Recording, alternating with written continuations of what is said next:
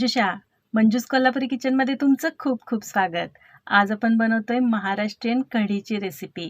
आजपर्यंत तुम्ही बऱ्याच वेळा कढी बनवलीही असेल, पण जर तुम्ही माझ्या या पद्धतीने कढी बनवून टेस्ट केली तर मला खात्री आहे तुम्हाला ही टेस्ट नक्कीच आवडेल आणि तुम्ही परत परत याच पद्धतीने कढी बनवा। खूपच टेस्टी लागते आणि मुख्य म्हणजे पावसाळ्यात किंवा थंडीमध्ये जेव्हा थंडगार ताक पिलं जात नाही त्यावेळेस ताकापासून अशा प्रकारे गरमागरम कढी बनवल्यास ती खूपच आवडीने खाल्ली जाते।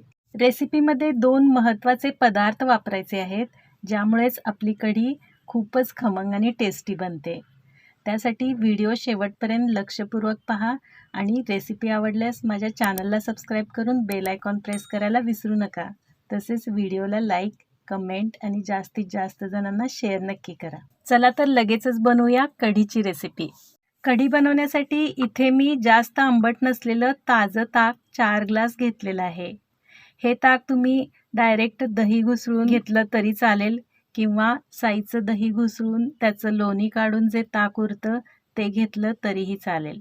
हे 3 टेबलस्पून म्हणजेच अर्धी वाटी बेसन घेतलेलं आहे। आता हे बेसन या ताकामध्ये घालायचं आहे, पण हे डायरेक्ट घातले तर गुठळ्या तयार होतात।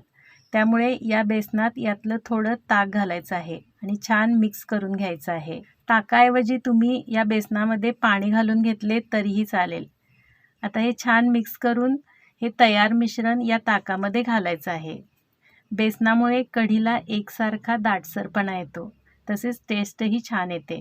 आता या ताकामध्ये घालण्यासाठी आपल्याला एक वाटण लागेल, तर त्या वाटणासाठी काय काय साहित्य लागेल ते पाहूया। वाटणासाठी इथे मी एक मोठा आल्याचा तुकडा घेतलेला आहे। हे 1 चमचा जिरे घेतलेले आहेत, 10 ते 12 लसूण पाकळ्या घेतलेल्या आहेत आणि 1 हिरवी मिरची घेतलेली आहे। आता एका मिक्सरच्या जारमध्ये आलं, मिरची, लसूण, जिरे हे सर्व एकत्र छान बारीक करून घ्यायचं आहे। जास्त बारीक होण्यासाठी यामध्ये थोडं पाणी घालून वाटून घ्यायचं आहे। आता हे सर्व तयार मिश्रण ताकात घालायचे आहे। आता यात चवीनुसार मीठ घालायचे आहे आणि टेस्ट बॅलन्स करण्यासाठी थोडी साखरही घालायची आहे। कढी आंबट गोड छान लागते, त्यामुळे इथे मी साखर वापरलेली आहे। इथे साखरेऐवजी तुम्ही गूळही वापरू शकता किंवा गोड आवडत नसेल तर तुम्ही साखर गूळ घातलं नाही तरीही चालेल।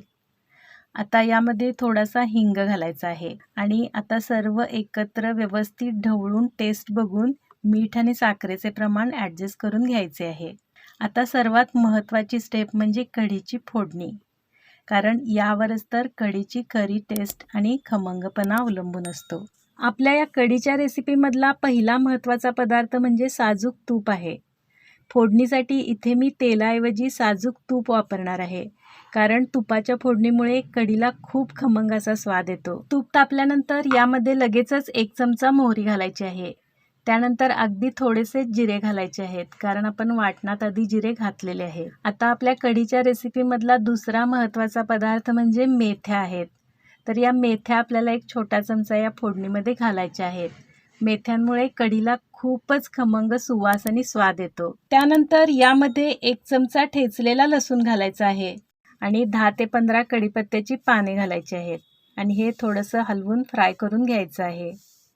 आता यामध्ये पाव चमचा हिंग घालायचा आहे आणि शेवटी थोडीशी हळद घालायची आहे। हळद तुम्हाला आवडत नसेल तर नाही घातली तरीही चालेल। आणि आता लगेचच यामध्ये आपलं ताक घालायचं आहे आणि महत्त्वाचं म्हणजे सतत ढवळत राहायचं आहे। सतत ढवळत राहून उकळी आणायची आहे। सतत ढवळले नाही तर कढी फुटते, म्हणजेच कढीला एकसारखा दाटसरपणा किंवा टेक्स्चर येत नाही।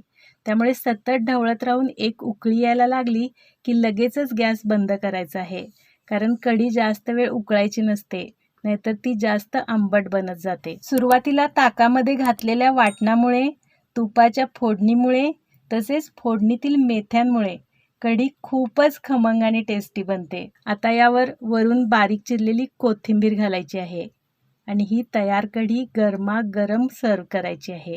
ही कढी तुम्ही सूपसारखी पिऊ शकता किंवा भाताबरोबरही खाऊ शकता।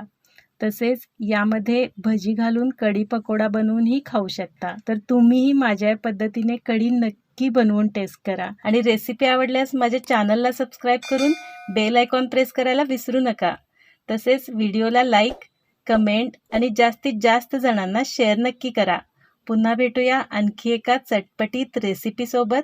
तोपर्यंत पाहत राहा माझा channel Manju's Kolhapuri kitchen. Thank you.